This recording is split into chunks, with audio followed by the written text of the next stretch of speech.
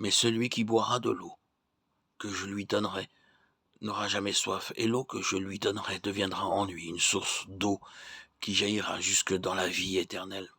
Jean 4, 14.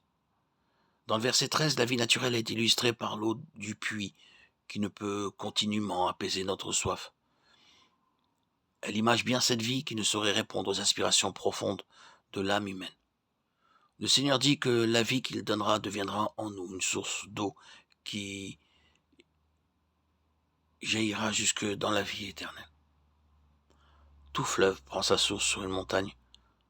Son débit est conditionné par la hauteur de la source, du degré de sa pente, de la profondeur et de la largeur de son lit. Cette déclaration enferme en arrière-plan l'intuition divine.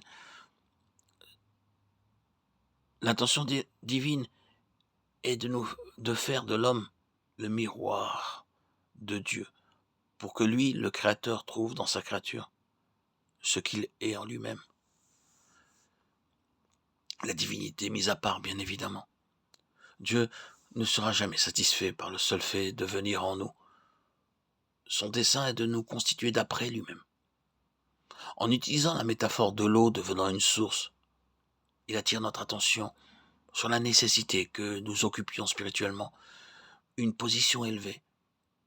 Nous abordons ici l'une des questions les plus difficiles parce qu'elle touche au désordre intérieur dans la constitution de l'homme et explique cette activité débordante des croyants dans le service de Dieu et l'état d'une immaturité évidente. Cet aspect dans l'homme a déjà fait l'objet de plusieurs écrits. Il concerne l'âme et l'esprit, et leur différence ne peut être faite avant que leur division ne soit opérée. Hébreux 4, 12. Et notre union avec Christ, ressuscité, réalisée expérimentalement, Éphésiens 2, 6. Cette division ne s'obtient et ne s'accomplit pas par l'étude, mais en reconnaissant les droits absolus de Dieu en nous et sur nous. Nous introduisons ainsi la croix, puissance de Dieu, pour les établir par le Saint-Esprit afin de faire de l'Esprit l'organe du service. Romains 1, 9. La pensée de Dieu n'a jamais été un homme en tant qu'individu, mais une famille, un ensemble semblable à lui. Cette aspiration est confirmée par « Faisons l'homme à notre image, selon notre ressemblance » Genèse 1, 26. Dieu créa l'homme à son image, il créa l'homme et la femme, Genèse 1, 27.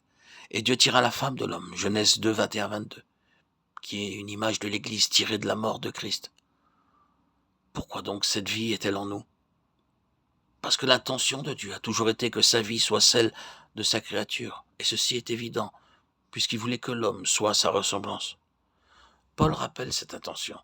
Quand Christ, votre vie paraîtra, alors vous paraîtrez aussi avec lui dans la gloire. Colossiens 3, 4.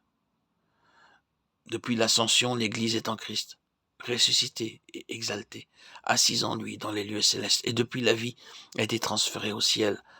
Votre vie est cachée avec Christ en Dieu. Colossiens 3, 3. Selon Matthieu 11, 27, nous ne pouvons connaître Dieu qu'en Christ par révélation. Personne non plus ne connaît le Père si ce n'est le Fils et celui à qui le Fils veut le révéler. Et selon Jean 1, 18, nous ne pouvons voir Dieu qu'en Christ. Dieu, le Fils unique qui est dans le sein du Père, est celui qui l'a fait connaître.